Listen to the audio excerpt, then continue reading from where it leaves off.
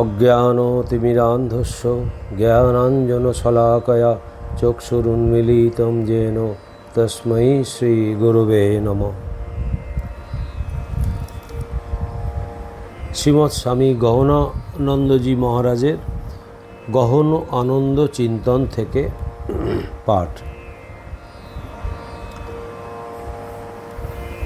আজকের প্রথম চিঠিতে মহারাজ বলছেন, তোমার জন্য সবচেয়ে ভালো হবে যদি তুমি আজকের অভিজ্ঞতাকে তোমার মনের ভাবনার সঙ্গে আশঙ্কার সঙ্গে ভালোভাবে পরিচিত হও। আজ থেকে 40-50 বছর পর যখন শ্রী শ্রী ঠাকুরের কন্যারা তোমার কাছে সারদা মঠে কোনো কেন্দ্রে প্রবেশ করার জন্য আসবে, তখন তুমি ওদের অবস্থার সঙ্গে সহজেই পরিচিত হতে পারবে। এছাড়া তোমার আশঙ্কার কোনো কারণ তো আমি দেখতে পাচ্ছি না।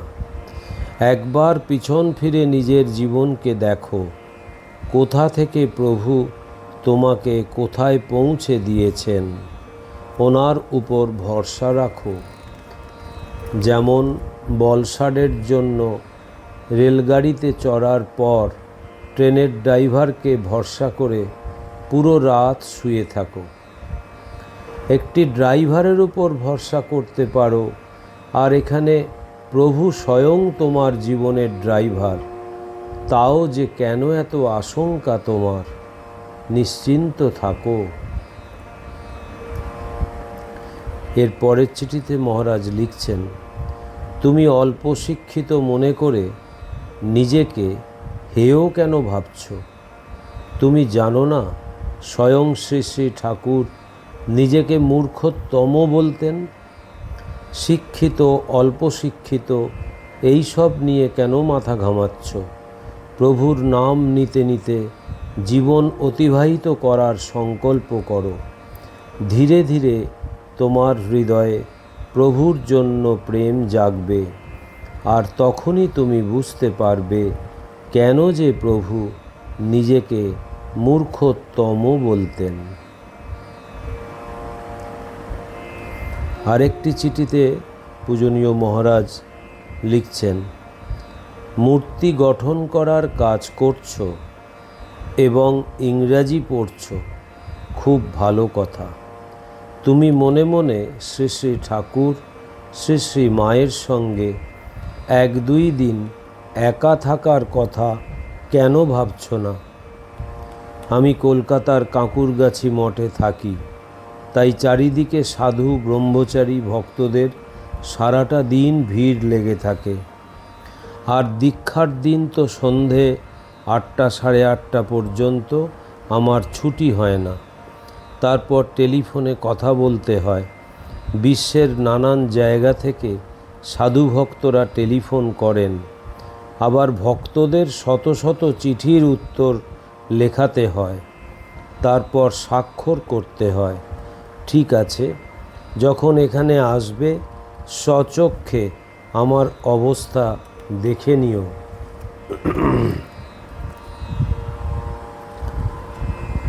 তারপরের চিঠিতে মহারাজ লিখছেন, তোমার পাঠানো ইংরেজির 27/7/2007 তারিখের পত্র পেয়ে পত্রের বিষয়ে সবিশেষ অবগত হলাম।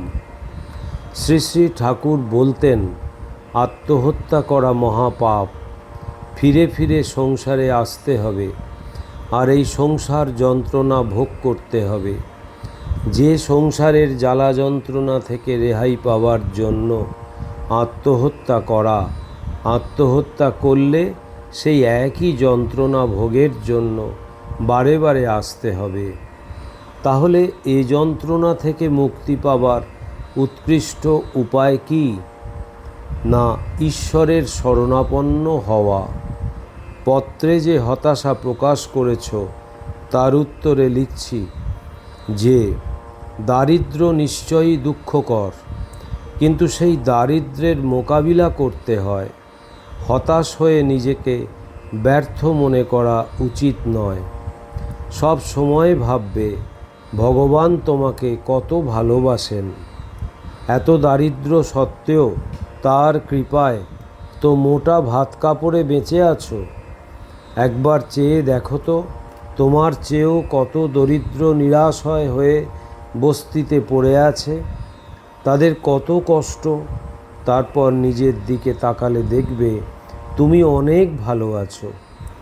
সুখে দুঃখে আপদে বিপদে আমাদের তো একমাত্র অবলম্বন শ্রী শ্রী ঠাকুর। তার কাছে আন্তরিক প্রার্থনা জানাও, তিনি নিশ্চয়ই তোমাদের মঙ্গল করবেন।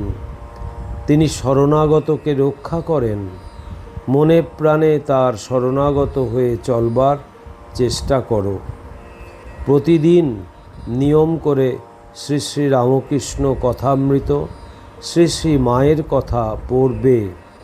তাতে মনের শান্তি ও আনন্দ উভয়ই বজায় থাকবে।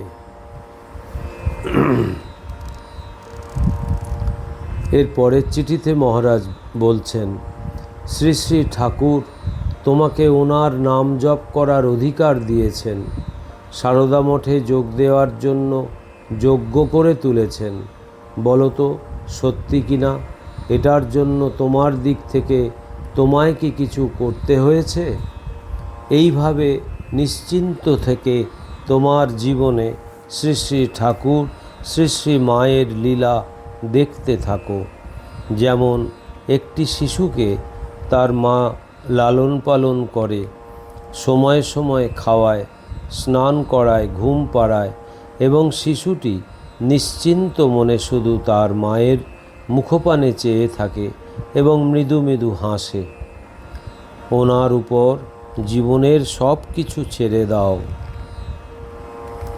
এর পরের চিঠিতে মহারাজ বলছেন, যে ব্যক্তি কোনো পাহাড়ি নদীর ঠান্ডা জলে স্নান করতে চায়, সে যদি ভাবতে থাকে জল ঠান্ডা, কিভাবে স্নান করব ইত্যাদি, সে স্নান করতে পারবে না।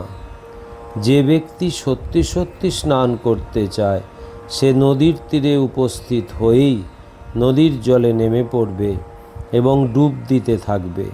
তারপর আর তার ঠান্ডার অনুভব হবে না। সেইরূপই নিজের সংকল্পগুলো সম্পর্কে ভেবে দেখো।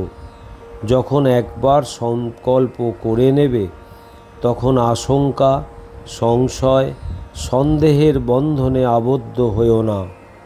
সংকল্প অনুযায়ী কাজ করে যাও। স্বামী বিবেকানন্দ মহারাজের গ্রন্থগুলো মূল ইংরাজিতে পড়ো। শ্রী শ্রী ঠাকুরের শ্রীরামকৃষ্ণ কথামৃত পড়ো। শ্রী মায়ের উপদেশ পড়ো। প্রাচীন এবং অভিজ্ঞ সাধুদের সঙ্গে দেখা করো। ওনাদের থেকে উপদেশ গ্রহণ করো। শ্রী শ্রী ঠাকুরকে প্রার্থনা করতে থাকো এবং এইটুকু বুঝে নাও, যদি সন্ন্যাস গ্রহণ করাই তোমার বাস্তবিক ইচ্ছে হয়, তবে এই দুনিয়ার কোনো শক্তি তোমাকে বাধা দিতে পারবে না। এটা তো সম্পূর্ণ তোমার বুদ্ধি, তোমার ইচ্ছের উপর নির্ভর। যত দৃঢ় তোমার বুদ্ধি হবে, তত দৃঢ় তোমার ইচ্ছে হবে এবং তত শীঘ্রই তুমি সন্ন্যাস জীবনের জন্য তৈরি হয়ে যাবে। শ্রী শ্রী ঠাকুরই তোমার সন্ন্যাসের সংকল্পকে রক্ষা করবেন। নিশ্চিন্ত থাকো। আরেকটি চিঠিতে মহারাজ বলছেন, তুমি কি তোমার মনের সঙ্গে পরিচিত?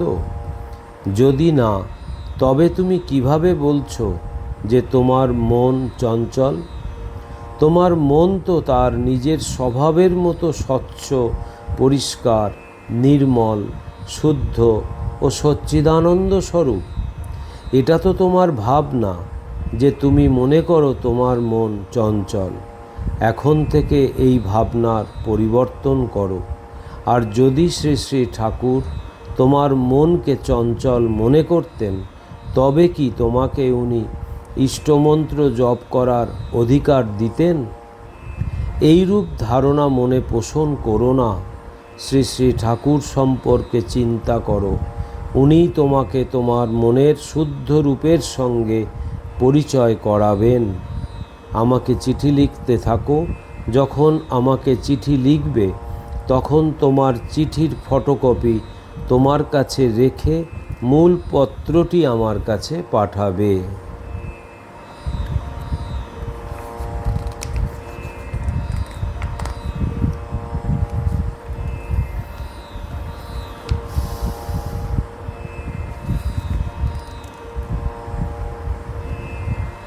এর পরের চিঠিতে মহারাজ লিখছেন, সংস্কৃতে দীক্ষ একটি ধাতু। তুমি জানো কি ধাতু এবং প্রতিপাদকের পরই প্রত্যয় লাগানো হয়, তারপর পদ গঠিত হয় এবং তা বাক্যে পরিণত হয়।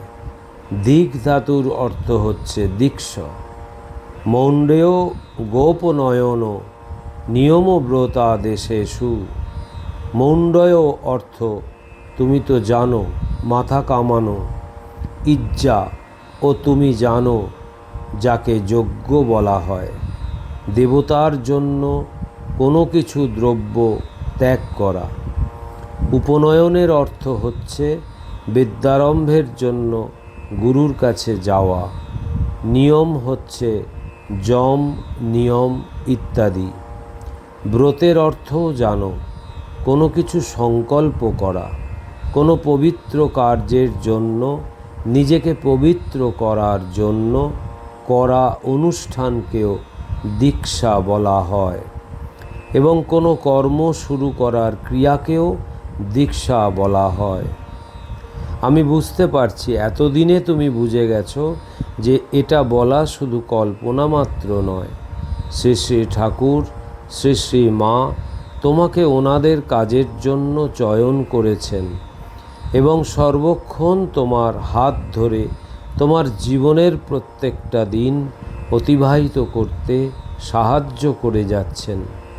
কোনো বিষয় নিয়ে চিন্তা করো না, সম্পূর্ণ ভরসা শ্রী শ্রী ঠাকুর এবং শ্রী শ্রী মায়ের উপর রাখো। দীক্ষার জন্য কোনো ধরনের প্রস্তুতির প্রয়োজনীয়তা নেই। মাকে বলো এবং দীক্ষার পর আমাকে সুবিধানুসারে জানাও। এর পরের চিঠিতে মহারাজ লিখছেন, ধ্যান করা ও স্বরূপীর কথা ছাড়ো। তুমি শ্রী শ্রী ঠাকুরের নাম নেওয়ার অধিকার পেয়েছ, এতেই আনন্দে থাকো। একাগ্র মনে যতদূর পারো জপ করতে থাকো, সর্বক্ষণ জপ করতে থাকো। তোমার মনে জপ করার অভ্যাস হয়ে যাবে এবং এই ষড়রিপু ইত্যাদির চিন্তা থেকে মুক্ত হয়ে তোমার মন নির্মল হয়ে যাবে। তারপর বিনা চেষ্টায় তোমার মন জপ করবে। এইভাবে সে ক্রমশ স্থির, একাগ্র হতে হতে ধ্যানস্থও হতে থাকবে। তাড়াতাড়ি করো না, ধৈর্য ধরো, নিশ্চিন্ত থাকো। শ্রী শ্রী ঠাকুরের ইচ্ছানুসারে যেমন তোমার দীক্ষা হয়েছে, তেমনি ওনার ইচ্ছানুসারে তোমার মন নির্মল হবে। তারপর তুমি ধ্যানস্থও হবে। তোমাকে কে বলেছে যে অধ্যাত্মতে সব শূন্য? যদি সব শূন্য হয় তবে শ্রী শ্রী ঠাকুরকে কি করবে? শূন্য বলো আর পূর্ণ বলো, দুটোই মানব বুদ্ধির কল্পনা বস্তু। যা আছে তা অনির্বচনীয়, যেমন শ্রী শ্রী ঠাকুর বলেছেন এবং ওনার অভিজ্ঞতা থেকে বলেছেন। আরেকটি চিঠিতে মহারাজ লিখছেন, কলকাতা পৌঁছানোর আগে টেলিফোনের মাধ্যমে আমার কার্যক্রম সম্পর্কে খোঁজ খবর নাও, কারণ এমন যেন না হয় তুমি যোগদান মঠে পৌঁছালে আর আমি ওখানে নেই। তোমার ইচ্ছে যদি তীব্র হয় তবে মনে রেখো সেটাও পূর্ণ হয়ে যাবে।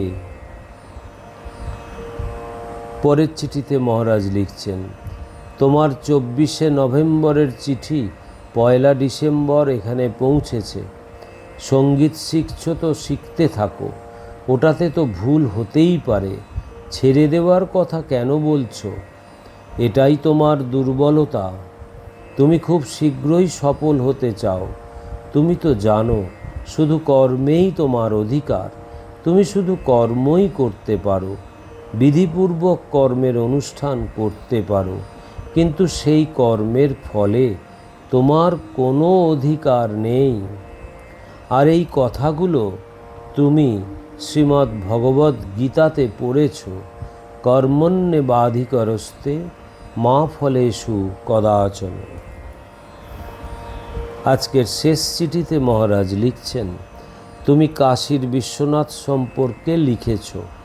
এমন মনে করো যে তোমার ছেলের মনে বিশ্বনাথের প্রতি শ্রদ্ধা ভক্তি আছে, তাই BHU বেনারস হিন্দু বিশ্ববিদ্যালয় ভর্তি হওয়ার সুযোগ পেয়েছে। তার তো প্রতিদিন বিশ্বনাথের দর্শন হবে। এমনি জপ করতে সংখ্যা রাখার প্রয়োজন নেই। এইভাবে তোমার মন ক্রমশ নির্মল হতে থাকবে, অর্থাৎ এতে কাম ক্রোধাদি চলে যাবে এবং দেখবে যে তোমার মন তোমার চেষ্টা ছাড়াই জপ করতে থাকবে। ওম নিরঞ্জনম নিত্যম অনন্তরূপম ভক্তানুকম্পাধীত বিগ্রহং বৈ ঈশাবতারম পরমেশমিড্ডম তং রামকৃষ্ণম শিরসা নমাম্যহম। শ্রীরামকৃষ্ণার্পণমস্তু।